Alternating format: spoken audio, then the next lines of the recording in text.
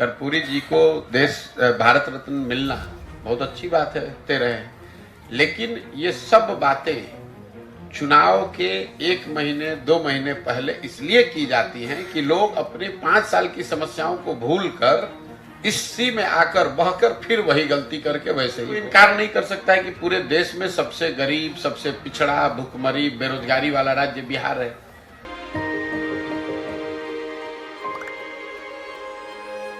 मिलके हम पंजाब को रंगला पंजाब बनाएंगे और बिजली के मामले में पंजाब को सरप्लस बनाएंगे।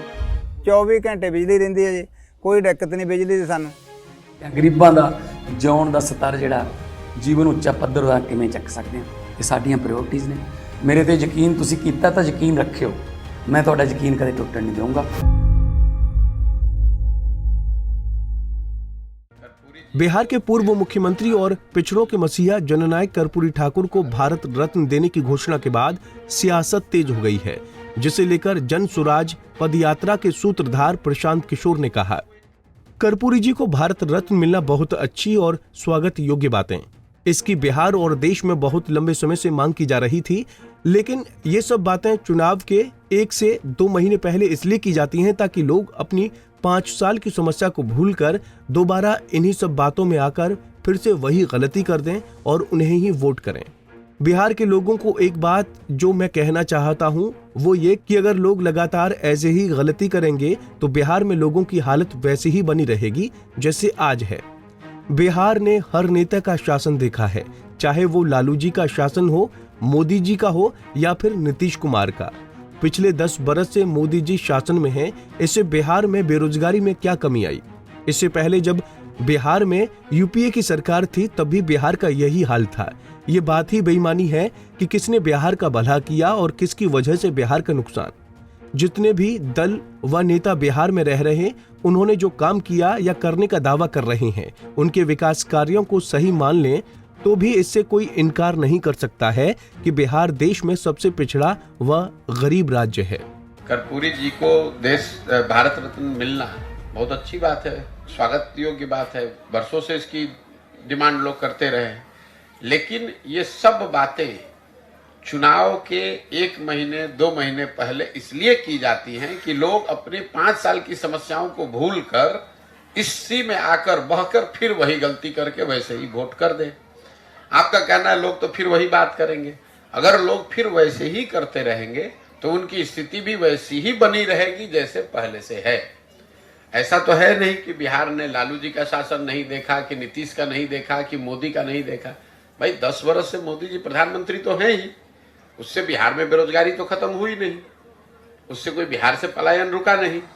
उससे पहले जब केंद्र में यूपीए कांग्रेस की सरकार थी तब भी बिहार की दशा यही थी।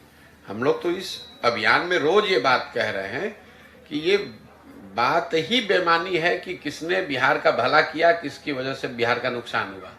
हम तो बिल्कुल उल्टी बात कह रहे हैं। हम ये कह रहे हैं कि जितने भी दल और नेता बिहार में रहे हैं, उन्होंने जो काम किया या करने का दावा कर रहे हैं, उस सब बात को आप सही मान लीजिए। मान लीजिए कि 40 साल के अपने शासन काल में कांग्रेस ने यहाँ काम किया।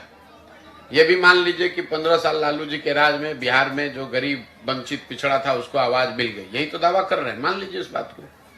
ये भी मान लिया जाए कि भाई नीतीश कुमार भाजपा के राज में यहाँ पर सड़क, बिजली में कुछ सुधार हो गया। लेकिन अगर सारे लोगों के काम को, दावे को सही मान भी लिया जाए तो भी इससे तो कोई इनकार नहीं कर सकता है कि पूरे देश में सबसे गरीब, सबसे पिछड़ा, भुखमरी, बेरोजगारी वाला राज्य बिहार है। तो बिहार की जनता को, आपको, हमको ये सोचना है कि भाई देश आगे बढ़े, तेजी से बढ़े, धीरे बढ़े, वो तो एक कहानी है। लेकिन बिहार तो जहां था वही है।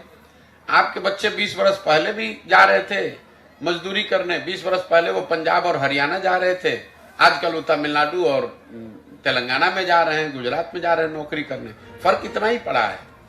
बता दें कि गणतंत्र दिवस से कुछ दिन पहले ही केंद्र सरकार ने जननायक कर्पूरी ठाकुर को भारत रत्न की घोषणा की है। 2 बार बिहार के मुख्यमंत्री रहे कर्पूरी ठाकुर को सर्वोच्च नागरिक सम्मान भारत रत्न से नवाजा जाएगा। उन्हें मरणोपरांत ये सम्मान देने की घोषणा हुई है। तो वहीं मोदी सरकार के इस ऐलान के बाद बिहार के मुख्यमंत्री नीतीश कुमार ने अपने सोशल मीडिया प्लेटफॉर्म एक्स पर ट्वीट कर लिखा, पूर्व मुख्यमंत्री और महान समाजवादी नेता स्वर्गीय कर्पूरी ठाकुर जी को देश का सर्वोच्च सम्मान भारत रत्न दिया जाना हार्दिक प्रसन्नता का विषय है। केंद्र सरकार का ये अच्छा निर्णय है। कर्पूरी ठाकुर जी जो उनकी 100वीं जयंती पर दिया जाने वाला ये सर्वोच्च सम्मान दलितों, वंचितों और उपेक्षित तबकों के बीच सकारात्मक भाव पैदा करेगा। हम हमेशा से ही कर्पूरी ठाकुर जी को भारत रत्न देने की मांग करते रहे हैं। वर्षों की पुरानी मांग आज पूरी हुई है। इसके लिए माननीय प्रधानमंत्री श्री नरेंद्र मोदी जी को धन्यवाद।